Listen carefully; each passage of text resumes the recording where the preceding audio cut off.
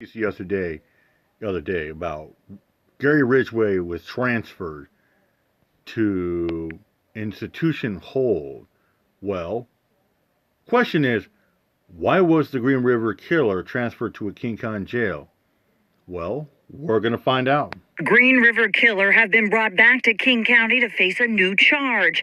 Investigators have always maintained they believe there are more women than the 49 victims Ridgway confessed to. It's all about the victims. It's not about me. Back in 2013, in a phone interview from prison with Como Radio, Ridgway alleged there could be up to 30 more murdered women. The total number is 75 to 80. All my victims, except for one or two, were killed within 2 miles of I-5. The King County Sheriff's Office told us, quote, it continues to actively investigate potentially related cases, but offered no other details. 4 former Green River Task Force members either said no comment or didn't respond to my request. I don't know why they're so close-lipped about it. Cloyd Steiger has no connection to the Ridgway case or investigation. He was working for SPD at the time, 36 years, 20 as a homicide detective. He now works cold cases in the private sector. I thought there's two reasons they would bring him back to King County. Number one, they're going to charge him with a case he hasn't been charged with already. Or number two, there's some sort of an issue with his sentencing. They're going to go back and correct it in court. If it turns out to be a new charge, Steiger says he's confident the victim's family has already been contacted. It's a mixed bag. It dredges up old feelings, but maybe there's some satisfaction knowing somebody's going to be held accountable. Donna Hurley's 15-year-old daughter, Lori Ann, was one of Ridgway's victims, and she was shocked to hear he was back in King County, but hopes it leads to answers for other families. You never know. I mean, I know they're still actively looking for cases. Michelle Esteban, Como News. Well, tonight there is still no word on why the Green River Killer, Gary Ridgway, was transferred here to the King County Jail. He's serving 49 consecutive life sentences for the murders of 49 women and girls. But back in 2013, you might remember, he admitted to even more murders. Take a listen. The total number is 75 to 80. All my victims, except for one or two, were killed within 2 miles of I-5. It's a mixed bag. It dredges up old feelings, but maybe there's some satisfaction knowing somebody's going to be held accountable. So tonight I talked with Michelle Esteban, who's continuing to press county officials for answers on why Ridgway was moved in the first place. Well, Michelle, thanks for being with us here at ARC Seattle tonight. So I know a lot of people are so curious as to why Gary Ridgway is there at the King County Jail. What have you been able to learn today? Well, I've been able to learn that prosecutors as well as police are remaining tight-lipped on this, and I don't know why. I've gone to Superior Court to see if there's a court date set up. There isn't. I've gone to the court records. They're sealed, which means I can't open them to see what is happening. I've called the sheriff's department to find out, look, you guys are the ones that investigated this case. What can you tell me? And all they are saying is what they told us yesterday, and that's when we learned that Ridgway had been transferred from the penitentiary in Walla Walla to the King County Jail. And they're saying that they continue to actively, investigate cases related to this, but offered no specifics. I thought the other thing that was interesting, Preston, is I thought, I'm going to go back to the task force members. It was a big task force that worked on this case.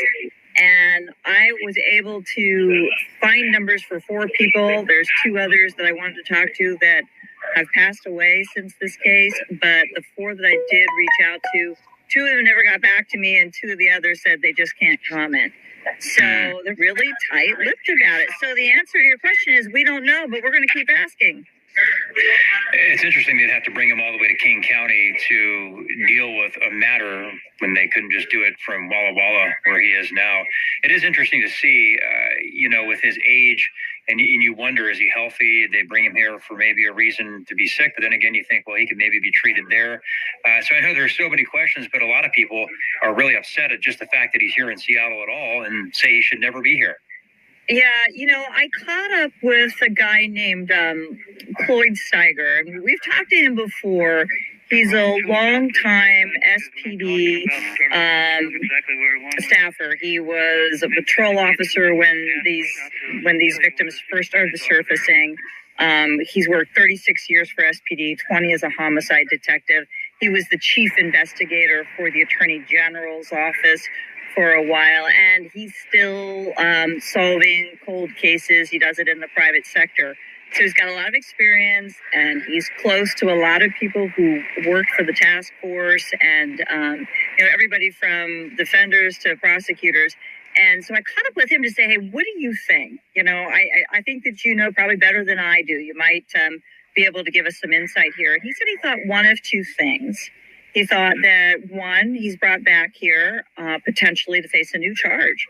And if he's going to face a new charge and it's in King County, he needs to be here to hear what the charge is, which would indicate that there might be new evidence in the case. The other thing he said is that it's possible, maybe on some sort of technicality, he's back here to be resentenced and has to be in court in order to do that. So, those are the two things. It's interesting that you brought up, his health and medically what's up with him there. And I asked as well, I'm like, could this be medical treatment? And he said flat out no. He said, I really do not believe that he would be brought here, because he said he could absolutely, get what he needs there. But just to your other point, just about families, as you know, we reached out to Donna Hurley's family, or to Donna Hurley last night. Her daughter was one of the victims, and she was just shocked. She had no idea he was back. And, it's unsettling for folks because it dredges up some of those old feelings. So she was shocked that he was back, hadn't heard anything. But, if he's here, she's hopeful it might lead to new evidence.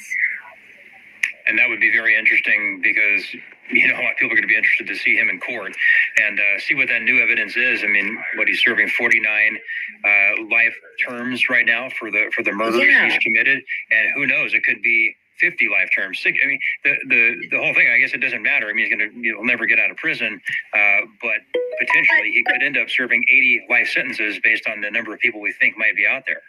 Yeah, so here's what's interesting. It matters because if you're the family, right, who has a loved one that's, that they've never been able to solve the case and it's never been linked to this, but now you find out. I mean, you need your day in court. You need that opportunity to be in court and to know that the case, has gone before a judge and been prosecuted, right? Yeah. So there's that. But, you're alluding to perhaps 80 victims. And that comes from a prison interview that Ridgway did himself back in 2013 with Charlie Harger with Como Radio. And there was a federal or a private investigator who was talking to Ridgway, and so Charlie also became a part of those phone conversations and got Ridgway to agree to go on the record. And he said that there are between 75 to 80 victims he'd like to help police find them.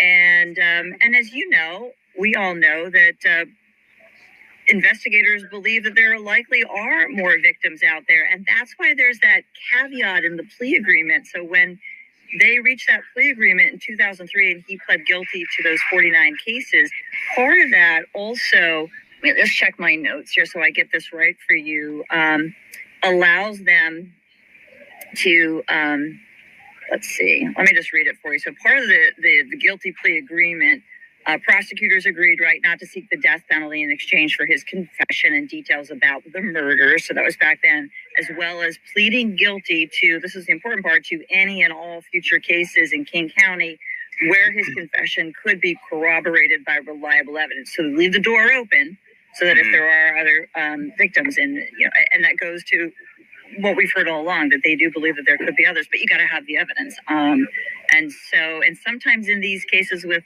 serial killers, the former law enforcement officer that I spoke to today said sometimes, they'll tell you things for various reasons and it's not true. So there's always that potential that the person is lying. But he's here for a reason. We'll keep asking the questions. I checked the Superior Court docket. There's nothing on the docket for him, so couldn't get a clue there either. So this is to be continued, Preston. Okay, Michelle, thanks for the update. I know a lot of people want to know what's going on, so please keep us posted as this continues to develop. I know a lot more is out there, and I'm sure in the coming days we'll learn a lot about this. But keep us posted, please, and as always, thanks for being with us here on Arc Seattle tonight. We appreciate it. Well, more likely yet, like they said, why is he was serving he's serving all those consecutive life terms in Walla Walla, the state penitentiary. Also, he's moved back to King County, Seattle jail. So that tells you, I think, I think the one only reason why, because there's more victims out there.